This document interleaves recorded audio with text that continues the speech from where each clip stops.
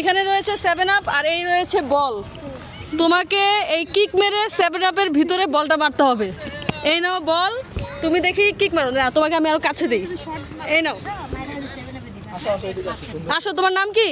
আমার নাম মেহেদি হাসান। মেহেদি হাসান। এই যে দেখো, এখানে 2টা বোতল আছে 7 আপের। তুমি এই বলটাকে 7 আপের ভিতরে মারবা।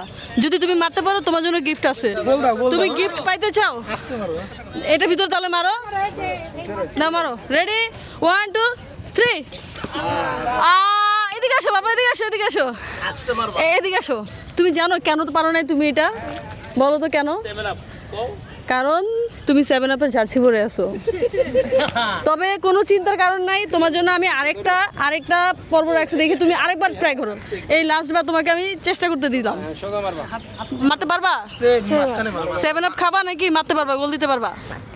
ওকে, তাহলে মারো মারো মারো মারো। ও সো এই যে নেইমার জুনিয়র, নাম কি? মেহেদি। ও কিন্তু 7 আপের ভিতরে বল মেরেছে, তো ওর না আমার তরফ থেকে রয়েছে এই যে ছোট্ট একটা চকলেট। এই নাও, এটা তোমার জন্য। কেমন লাগতেছে? আচ্ছা, তুমি কি জানো যে আজকে আর্জেন্টিনার খেলা হয়েছে, আর্জেন্টিনা জিতছে, আর প্রথম ম্যাচ ব্রাজিল শুরু করছিল, ব্রাজিল ড্র করছে। এটা তুমি জানো? তুমি খেলা দেখো? খেলা দেখো। ব্রাজিল, এই যে তুমি ব্রাজিলের জার্সি পরে রয়েছো, কেন পরাইছো? কেন পরছো? তুমি কি ব্রাজিলের সাপোর্টার না আর্জেন্টিনার সাপোর্টার? জোর করে পড়ানো। ব্রাজিলের সাপোর্টার। এই ব্রাজিলের সাপোর্টার কিভাবে তুমি ব্রাজিলের সাপোর্টার হয়েছো?